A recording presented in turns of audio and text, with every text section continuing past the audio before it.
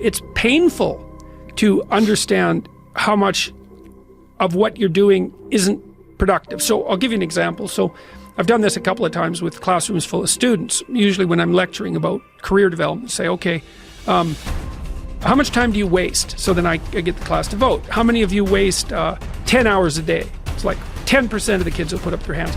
And it's interesting because I don't define what constitutes waste. I just ask the question. So they're diagnosing themselves, right? I'm not saying you're wasting 10 hours a day. I'm just asking. It's like, given your own attitude, how much time are you wasting? 10 hours a day. It's like 10% of the people put up their hands. Well, when you get to like 6 hours a day, 80% of the people put up their hands. So then we do the arithmetic. It's like, because I like doing arithmetic with people. People hate arithmetic, but I like doing it. It's like, okay, 6 hours a day. It's 42 hours a week. So let's call that a work week, 40 hours a week. So that's a work week. Let's say, what's your time worth? You're a university student. Well, it's certainly worth minimum wage, because obviously, but it's worth way more than that, because if you spend a productive hour when you're 20, then you gain the benefits of that hour for the rest of your life. So there's the compounding effect of time spent when we were young.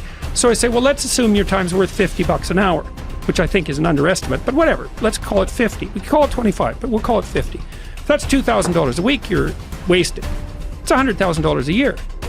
It's like, how much better would your life be if you weren't wasting $100,000 a year? It's like, what is that over 40 years? $4 million. It's like, you're rich. You don't even know it. Quit wasting time. By your own definition. It's like people shake their heads, like, oh, I never thought about it that way. It's like, yeah, think about it that way. Don't waste your damn life. And then you think, well, why would people be resistant to that message? It's like, well, you really want to wake up and figure out that you're wasting half your life?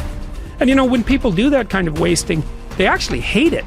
You know, and I've had lots of people come to my clinical practice who were chronic procrastinators. You know, and so they're watching YouTube videos, say, but not ones that are good for them, although sometimes they will do that, but just browsing in that kind of mindless way that you do when you're not paying attention and you're trying to kill time. And people doing that, they feel bad, they get depressed, they feel anxious, they can't get away from it, they feel kind of quasi-addicted. That's what they're saying about social media now. It's a huge issue with young kids. Absolutely, but there's this feeling of kind of internal rot and corruption that goes along with it. It's like, yeah, well, you're wasting your life. It's like, so it's painful. It's painful to recognize that. Then it's painful to think, oh my God, look how undisciplined I am. I don't know anything. I can't use a schedule. I can't stick to a calendar. I don't have any aims. I don't know anything about the world, right? And maybe there's a part of me that's bitter because I haven't got everything already, and I'd just like to say, to hell with it. That's the recognition of the Jungian shadow. It's like, that's what makes you vicious and untrustworthy. All of that. No one wants to look at that, and no bloody wonder. But hey, the alternative is worse.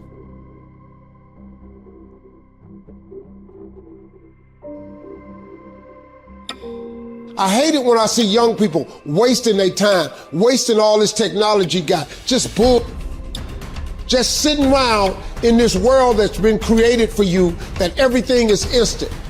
You all have stuff at your fingertips that can make you great. But if you could combine your technology with your parents and your grandparents' work ethic, you could be rich, man. But you cannot erase the work ethic part. There is no getting around. Ain't no elevator to the top. You got to take the stairs. The elevator don't go to the top, man. Not in the world of success. You gotta take the stairs. Y'all gotta start getting gritty, man. You gotta develop some dog in you. Most of this generation quits the second they get talked to. You did this wrong, or they get yelled at. It's so easy to be great nowadays because everybody else is, most people are weak.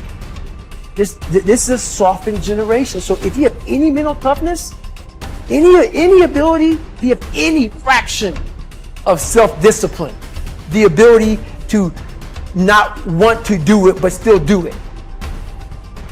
Play the long game. Aim for legendary. Say, I want to have the guts and the grit and the acumen and the mindset and the capability and the commitment to create enduring success. Be the person who is up reading, listening to the podcast, writing in your journal, setting your goals, focusing on your intentions. As you become more successful, become more humble. As you become more successful, work even harder. As you become more successful, care even more about your product. As you become more successful, learn even more. Dedication, hard work. Dedication, hard work. I'm a one-man army. The world can go against me. I'm still come on top. I need you to go harder than you've ever gone before. I need you to be more dedicated than you've ever been before. Life's one big fucking head game. You play with yourself. If you lose, it's because you allow life to get in your fucking head. It's you. You've got to make it your personal business to make it happen. And you've got to resolve within yourself that I'm the one. I'm the one to make this happen. I'm the one to become successful. I'm the one. I'm the one. No matter how bad it is or how bad it gets, I'm going to make it.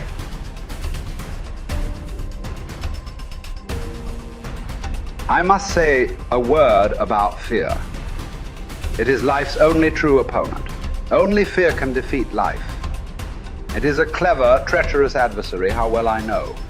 It has no decency, respects no law or convention, shows no mercy.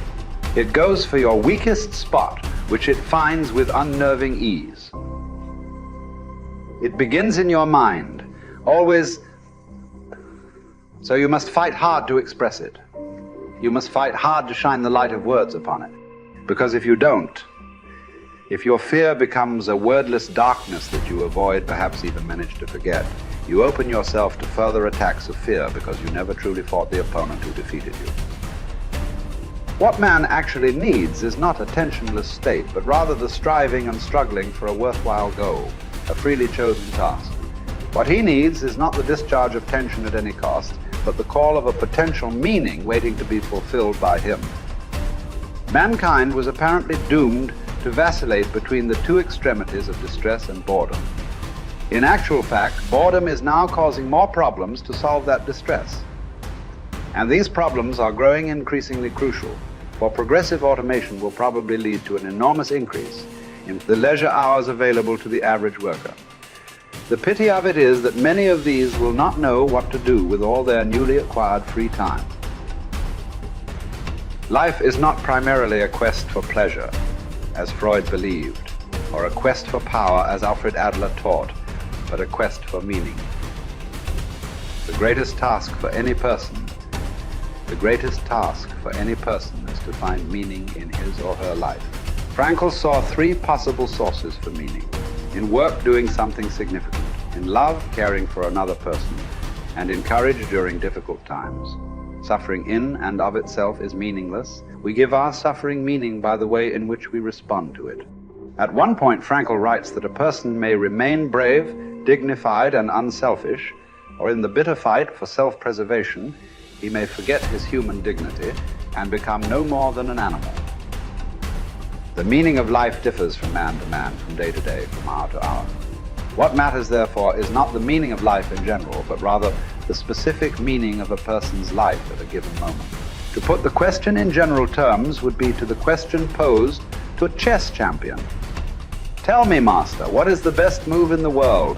There simply is no such thing as the best or even a good move apart from a particular situation in a game and the particular personality of one's opponent. The same holds for human existence. One should not search for an abstract meaning of life. Everyone has his own specific vocation or mission in life to carry out a concrete assignment which demands fulfillment. Therein he cannot be replaced, nor can his life be repeated. Thus, everyone's task is as unique as is his specific opportunity to implement it.